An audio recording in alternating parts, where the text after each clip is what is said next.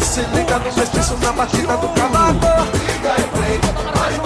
Se liga no mestiço na batida do cavaco. Vamos passo a passo outra vez.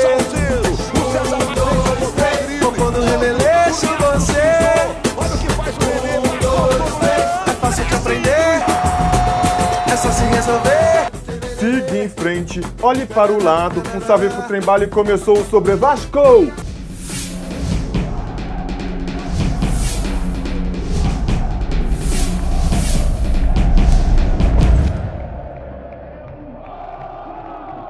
Fala finalista, fala invicto! Tá começando mais um Sobre Vasco, o programa que nunca viu os mulambos vencerem o gigante da colina em uma partida oficial. E se você viu o Drops que eu soltei logo após o jogo de domingo, você já sabe que eu não gostei muito da atuação do nosso time, né? Achei que o time vacilou muito na defesa, criou poucas chances no ataque e, na minha opinião, a gente só ganhou com tanta facilidade porque o time dos caras tá uma merda mesmo. Quantas bolas cruzadas atravessaram nossa zaga sem nenhum dos nossos para afastar? E ninguém deles para empurrar para dentro.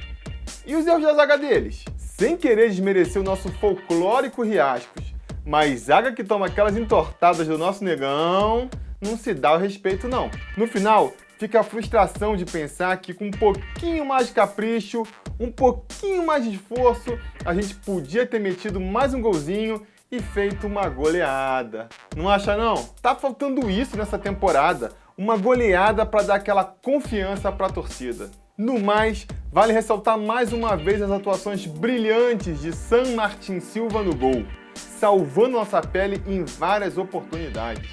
E de Andrezinho, o verdadeiro maestro desse time, colocando nossos atacantes na cara do gol diversas vezes também. O craque da partida, na minha humilde opinião. Mas vamos voltar a trocar aquela bola com vocês, que tem lotado cada vez mais a nossa caixa de comentários, debatendo mais e mais sobre o nosso Vascão. É isso aí!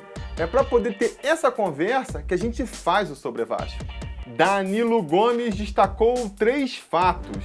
Primeiro, realmente o Martin Silva tem a cada dia que passa mostrado que merece ser considerado o jogador de maior regularidade do Vasco. Danilo, concordo 100% nessa. Segundo, Riascos está longe de ser um dos melhores da posição da história do Vasco e tem feito gols importantes, mas também perdido gols importantes. Mas para este ano, eu acredito que daria para manter este ataque.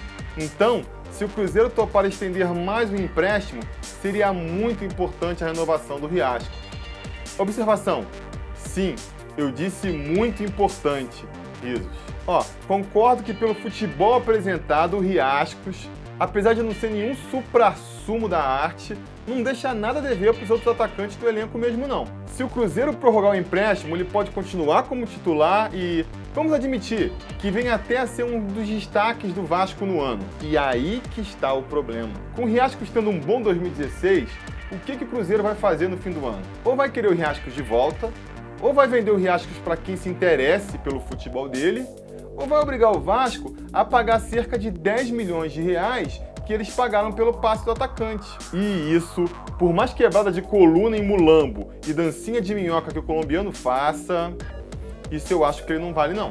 E mesmo que valesse, esse é um dinheiro que o Vasco simplesmente não tem. E aí eu levanto a questão: se o Riascos fosse fundamental para o time hoje, como é o Nenê ou o Andrezinho, não tinha dúvidas.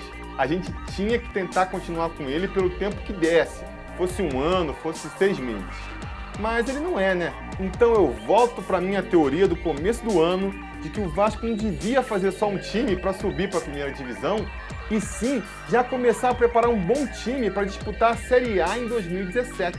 E aí, não dá para investir num jogador que muito provavelmente vai sair no meio do caminho, né? Então eu preferi aproveitar para apostar e amadurecer um jogador que realmente fosse do Vasco, como o Thales ou o Caio Monteiro. Por mais que hoje você possa dizer que eles não estejam no mesmo nível do Riascos.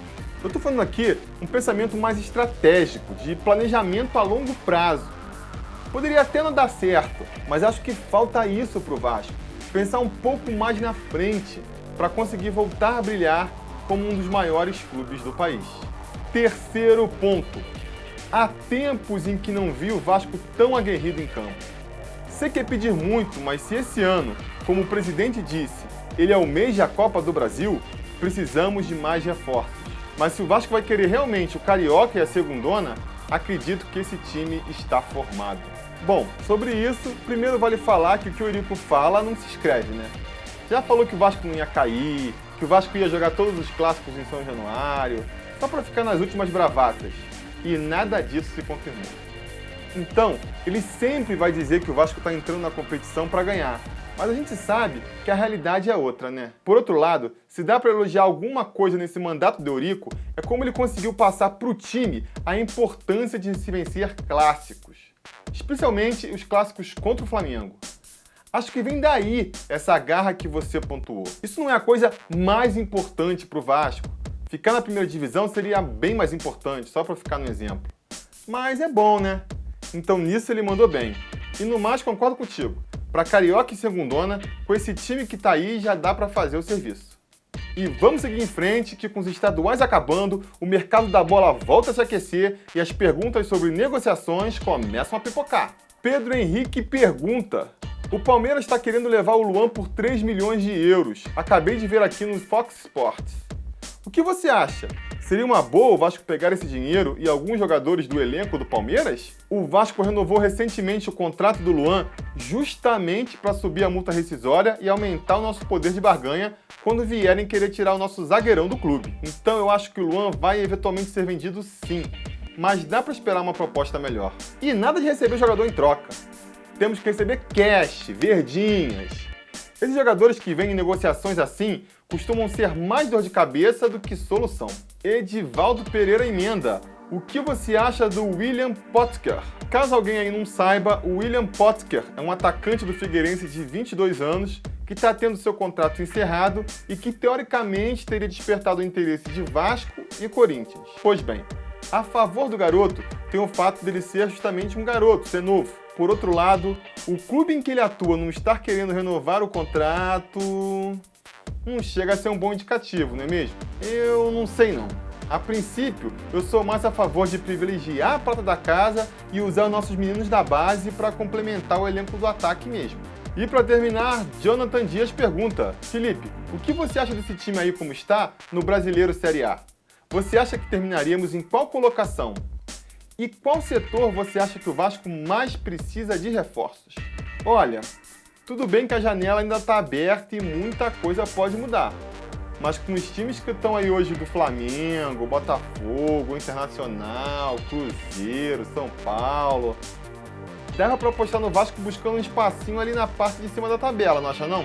Quanto a reforços, se eu pudesse escolher só um, seria um bom atacante de lado de campo para aumentar nosso volume ofensivo. Mas bom mesmo, para ser titular incontestável. Se não, a gente vai com o que a gente tem mesmo. Então, bora encerrar o programa de hoje projetando a Semana do Vasco. Na quarta-feira, às 9h50 da noite, a gente tem um jogo da volta contra o Remo em São Januário, que não deve dar muitos problemas, não é mesmo? Eu iria com um time misto, poupando os jogadores que a comissão técnica julgar que precisam se recuperar para a final. Troca uns 4 ou 5 que estiverem mais estourados aí e vamos, que não deve ter problema. No domingo nós temos o primeiro jogo da final e não vai ser moleza não. O Botafogo pode ter o elenco mais limitado dos grandes do Rio, mas eles compensam isso com muita velocidade e disciplina tática. E mostraram nos jogos que já fizemos com eles esse ano que são osso duro de roer. O jogo promete ser feio e com poucas chances dos dois lados. O time veterano que o Jorginho gosta de levar a campo vai penar com a velocidade dos moleques do Botafogo. Me preocupa particularmente o nosso lento Rodrigo precisando marcar o garoto Ribamar. Mas a gente pode compensar isso com a experiência e a malandragem dos velhinhos que não vão tremer para mais um clássico e mais uma final. Quem sabe o lado de lá dá uma amarelada? A conferir. O fato é que essa final vai valer muito. Vale o título. Pode valer um título invicto, que para mim realça muito a conquista, já que a última vez que a gente conseguiu esse feito foi em 1992. E de quebra, ainda vale para preparar o time para a Série B. já que times limitados, mas aguerridos, como o do Botafogo, é o que mais vamos encontrar por lá. Então, vamos ficar de olho. Meu palpite? Acho que esse primeiro jogo termina empatado. Então é isso, pessoal. Quem curtiu o programa, dá like, assina o canal e compartilha o vídeo, porque isso ajuda o programa a chegar para cada vez mais vascaínos. Se você quer deixar a sua opinião sobre o Vasco, grava um vídeo e manda para sobrevasco@gmail.com, que no próximo programa ele pode aparecer por aqui. A gente volta num Drops a qualquer momento, ou na pior das hipóteses, na terça-feira que vem, às 11h30 da manhã, falando mais do nosso querido Vascão. Beleza? Abração vascaíno. Vou deixar agora no final um salve para todo mundo que comentou aqui no Sobre Vasco na última semana, dando força pra gente continuar e também ajudando com a pauta do programa. Um forte abraço pro Pedro Henrique, pro Danilo Gomes, pro Minerator, garoto pé quente lá de Manaus, que foi nos 2 jogos do Vascão na Arena Amazônia, pro Calixto Marques, pro Lucas Frank, pro Edivaldo Pereira, pro Pedro Felipe, que é o Vasco News lá no Twitter. Quem usar essa rede social, segue o perfil dele que é bacana. Pro Lucas Oliveira, o Felipe Fire, pro Jonathan Dias, que sempre dá aquela força divulgando o programa no Facebook, e para todo mundo que já comentou e assiste o canal. Valeu, galera!